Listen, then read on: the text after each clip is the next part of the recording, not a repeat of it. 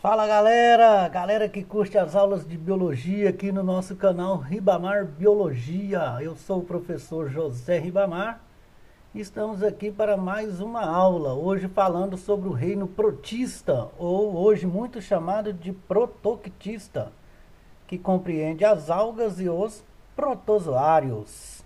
Olha que figura bonita deste ciliado aqui, vendo toda a sua estrutura, o vacúolo contrátil em que ele elimina a água, o macronúcleo, enfim, toda a estrutura, os cílios aqui. Olha que beleza esta figura, né?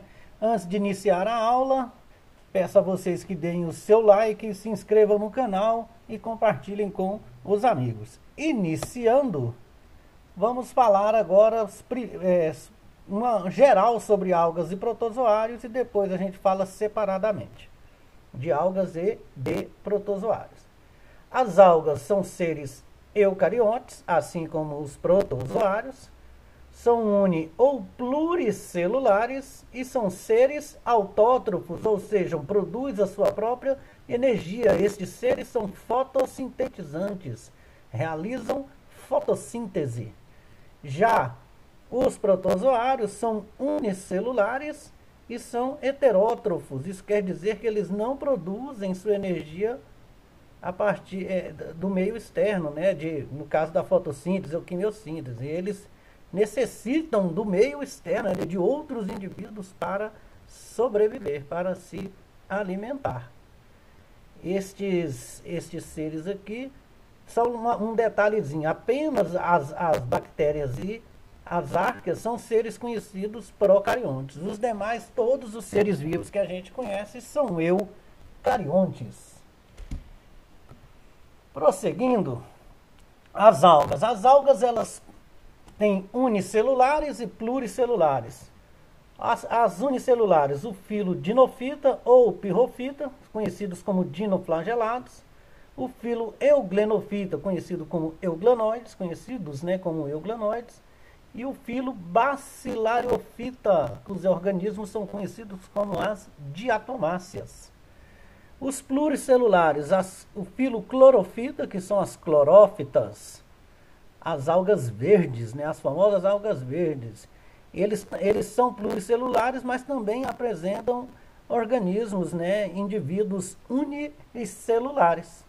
O filo Crisófita, ou Crisofita, né, são as crisófitas, as algas douradas. O filo Paeófita ou Paeofita, né, são as feófitas, as algas pardas. E o filo Rodófita ou Rodofita são as rodófitas, as algas vermelhas de Vila Nova. Olha lá, o filo Dinofita ou Pirrofita são dinoflagelados, né? Os dinoflagelados, eles são unicelulares. A maioria das espécies é marinha, né? As diatomácetas e as crisófitas são importantes constituintes do fitoplâncton marinho. Suas células apresentam dois flagelos. Algumas espécies, né, sem parede celular vivem como simbiontes dentro de protozoários e de outros animais marinhos, como quinidários, né, que são as águas-vivas, plateumintos, que são os vermes achatados, e moluscos, que é o caso das lesmas, né, aqui Zooxanthella, a denominação dada. Algas do gênero Notiluca ou Notiluca são responsáveis pela bioluminescência do mar. Olha só aqui. As pirrófitas são responsáveis por causar a maré vermelha, que podem causar a morte de outros indivíduos marinhos e ainda intoxicar pessoas. Euglenofita, olha só que interessante, ela tirada ao microscópio, e aqui o esquema. São unicelulares revestidas por uma película flexível. São essas fibrilas contácteis aqui, ó, essas que a gente está vendo aqui. Olha que interessante. São predominantemente de água doce. Certas espécies apresentam um ocelo, que são estruturas capazes de responder a estímulos luminosos, né? E muitos euglenoides apresentam pigmentos fotossintetizantes. Olha aqui, ó, que interessante. porém existem espécies heterotróficas. Os euglenoides de água doce possuem o vacúolo contrátil, que serve para a eliminação do excesso de água por osmose. O filo Bacillariophyta são unicelulares ou coloniais. São importantes constituintes do fitoplâncton marinho e a eles são atribuídos cerca de 25% da produtividade primária dos ecossistemas marinhos. Ou seja, produtividade primária é a produção de fotossíntese, produção de matéria orgânica e de gás oxigênio. Suas células são revestidas por uma carapaça de dióxido de silício, a famosa sílica. As carapaças de diatomáceas, são chamadas de diatomáceas, acumularam-se ao longo de milhões de anos, formando as terras de diatomáceas. Olha aqui, os diatomitos. Os diatomitos misturados a cal foram utilizados na antiguidade como material de construção, né? Olha só o exemplo de obras que ficaram aí de legados na humanidade. Os aquedutos de Roma, o porto de Alexandria e o canal de Suez. São utilizados na indústria moderna como matéria-prima para a fabricação de polidores e de filtros. Está aí a importância dessas algas. Filos Chrysophyta ou Chrysófitas e Paiófitas. As crisófitas, as algas douradas, são unicelulares ou coloniais, abundantes em ambientes marinhos de água doce e em lagos de regiões temperadas. Estão vendo que eles são indivíduos aquáticos. As feófitas, que são as algas pardas, variam em tamanho, desde poucos centímetros a 40 metros de comprimento. Filo Rodófita ou Rodofita. A maioria das rodófitas, que são as algas vermelhas, são pluricelulares e vivem em mares tropicais, aderidos a rochas ou outras algas. Algumas espécies são flutuantes. Algumas espécies também acumulam carbonato de cálcio, nas paredes celulares. São as algas coralíneas, que pegam formato de corais. Opa, deixa eu voltar aqui. E o filo Chlorophyta ou Clorofita. Esse filo, as clorófitas, que são as algas verdes, elas vivem no mar, em água doce ou em superfícies úmidas, o limo. Existem espécies unicelulares, coloniais e espécies pluricelulares. Algumas vivem associadas a fungos, olha a imagem aqui, que são os famosos líquens, Os líquens, que são bioindicadores de poluição, onde você vê árvore com muito líquen, é sinal que o ambiente está livre de poluição. As árvores, como nas grandes cidades, nas avenidas, onde passam muitos carros, normalmente elas não têm um líquen sequer, porque estão poluídos. Portanto, são bioindicadores de poluição.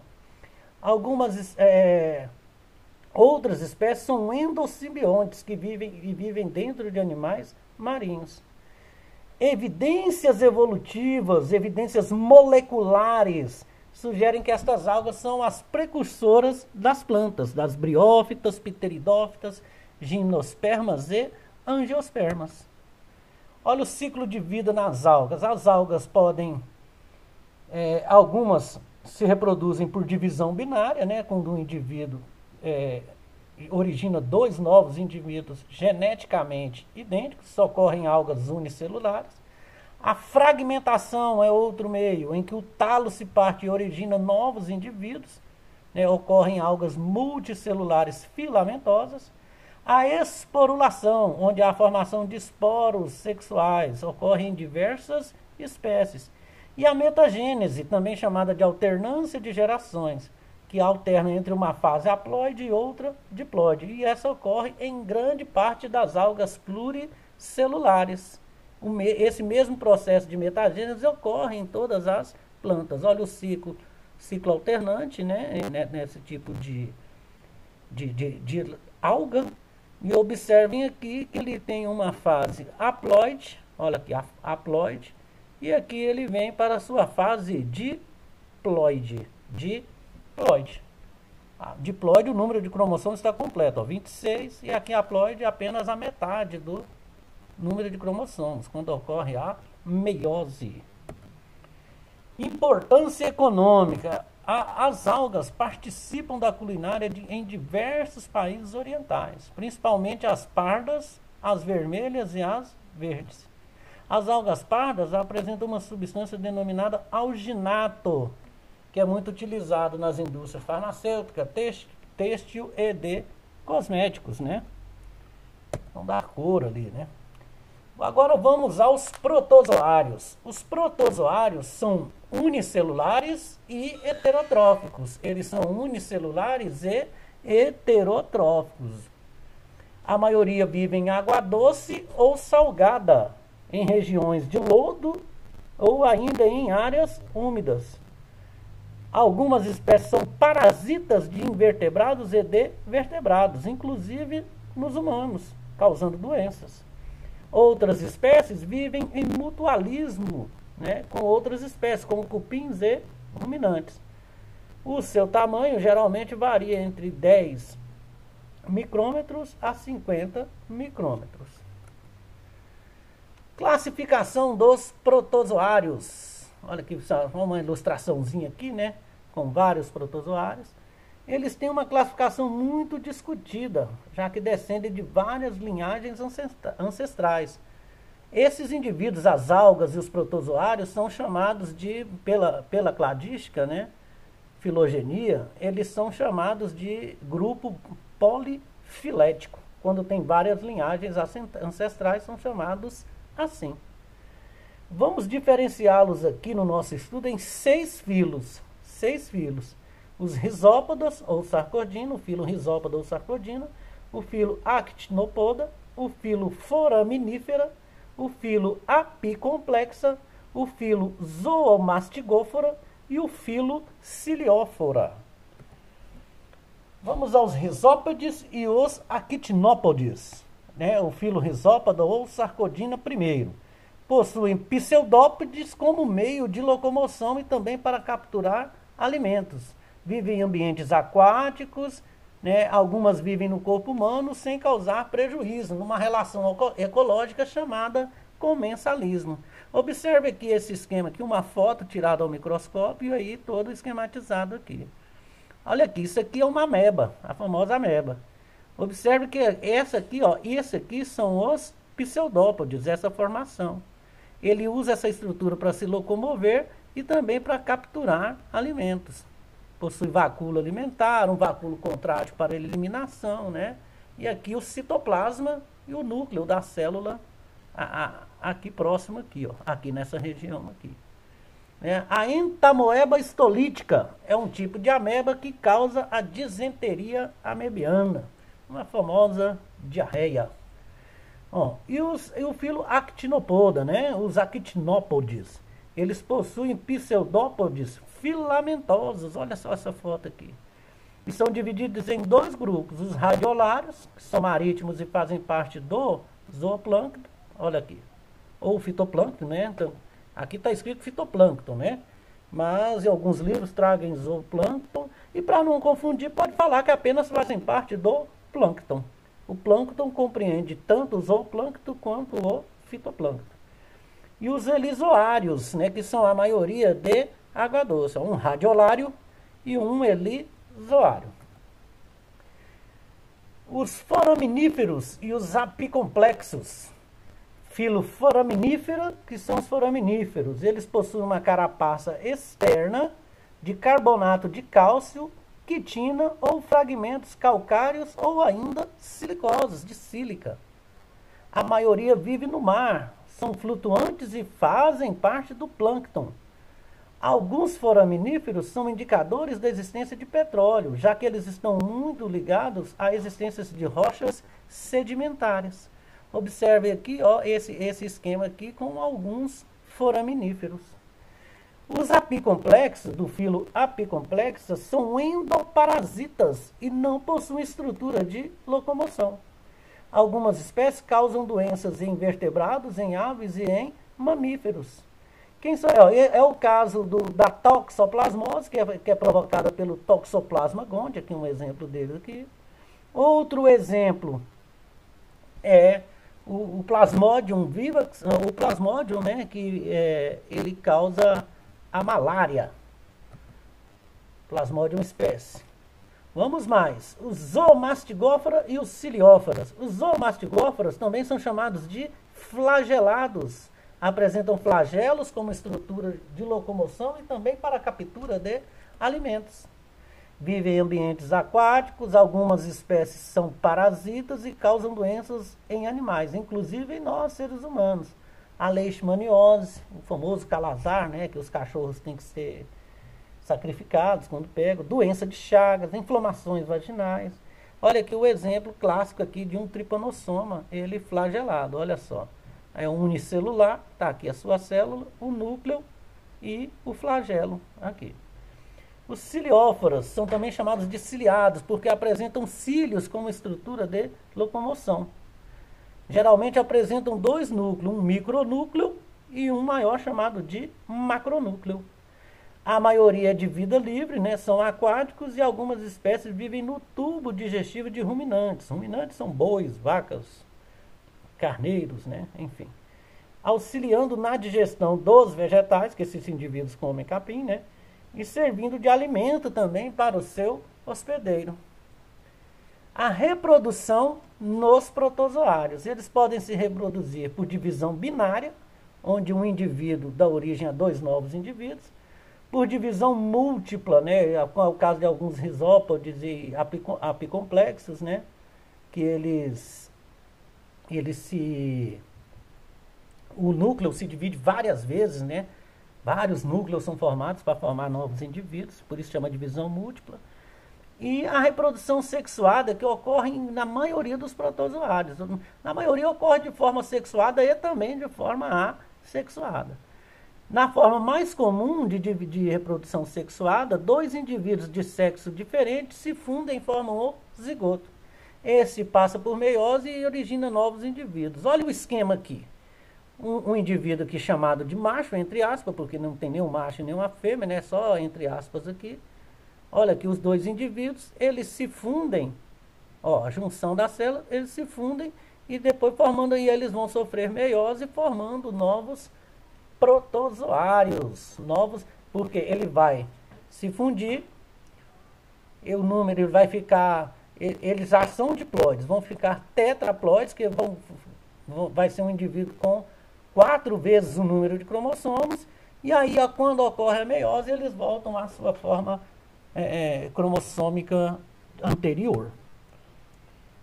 Algumas doenças causadas por protozoários, ó, doença de Chagas, leishmaniose visceral, que é o calazar, e tegumentar, malária, tricomôniase, giardia, ainda tem a toxoplasmose, que não está colocada aqui, foi um esquecimento. Aqui os agentes etiológicos, agente etiológico é o nome do indivíduo causador, do protozoário causador da doença. Isso aqui serve para qualquer um indivíduo. Um vírus é um agente etiológico, uma bactéria é um agente etiológico, um fungo é um agente etiológico, o agente etiológico é o agente causador. O vetor é o hospedeiro intermediário, né, deste indivíduo. O triatoma infestas, no caso aqui o famoso barbeiro, no caso da doença de Chagas, né? O Lutzomia longipalpis, que é um mosquito, né, que transmite a leishmania, né, a leishmaniose, aqui, a leishmania, esse indivíduo aqui. O Anopheles niçorhynchus runcus, ou simplesmente gênero Anopheles, o famoso mosquito prego, transmissor do plasmodium, que causa malária. Outro que vetor secreção vaginal contaminada, no caso do Trichomonas vaginalis, e a giardia, né, que são águas e alimentos contaminados. Olha aqui está os sintomas e a profilaxia. No caso da doença de Chagas, evitar o contato com o vetor, com o mosquito. Também é interessante, né, não é um mosquito, o Triatoma infestas, desculpa, ele é um inseto, mas não é um mosquito, ele é um percevejo. Olha aqui, já o mosquito, que esse aqui é o tipo, é um mosquito, esse mosquito que transmite a leishmaniose, que transmite a leishmania, que por sua vez causa a leishmaniose, ele... Olha, assim, a prevenção, profilaxia é o mesmo que prevenção, gente. É o uso de mosqueteiros e repelentes, O mesmo vale para a malária. Aqui no caso da tricomônias, evitar compartilhar roupas ou toalha, né? Vai dormir na casa de uma amiga, compartilha toalha, com uma roupa emprestada, essas coisas assim. E no caso das giardes, é a higiene pessoal mesmo, lavar bem as mãos e os alimentos. Observe aqui que o agente etiológico, só para ficar bem claro, ele é o causador da doença. E o vetor é o agente transmissor do causador. Então o vetor é o agente transmissor.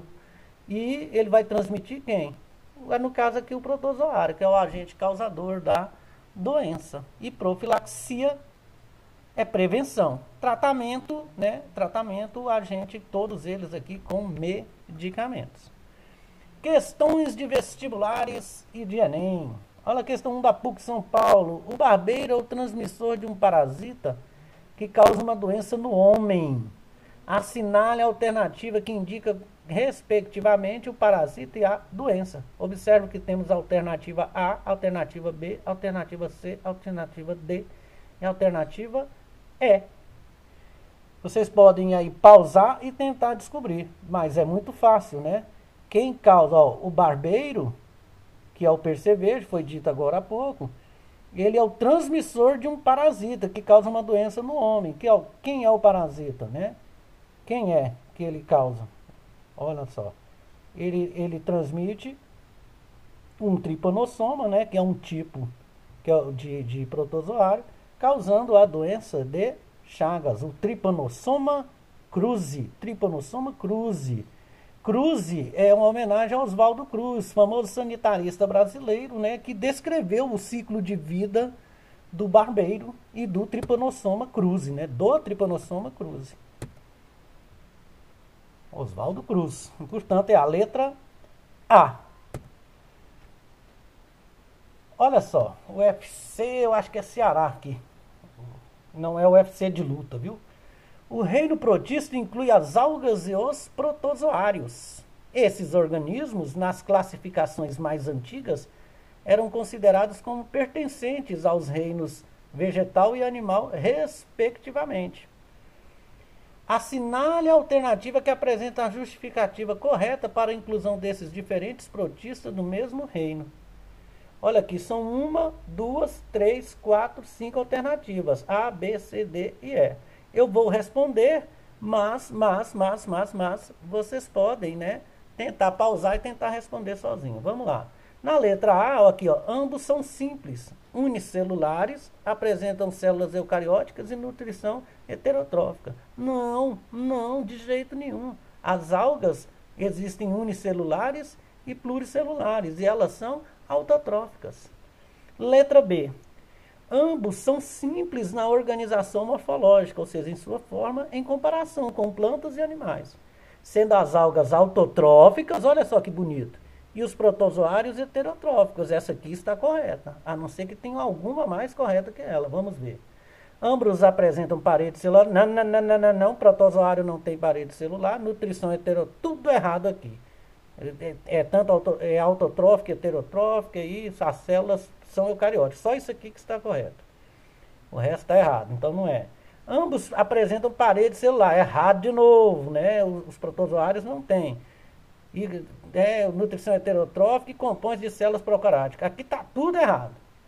Ambos são pluricelulares. Não, existem indivíduos unicelulares. Já está errado, não vamos nem ler o resto. Então, a letra B, ambos são simples na organização morfológica, ou seja, em seu formato, na comparação com plantas e animais, sendo as algas autotróficas e os protozoários heterotróficos. Aí o gabarito, letra A na 1, letra B na 2. Aí as referências bibliográficas de onde a gente tirou o material para a produção da aula. Aqui os créditos das fotos, né, onde foi retirado os esquemas e fotos, as imagens, né? E no mais, agradeço a participação, a atenção de vocês e até a próxima aula.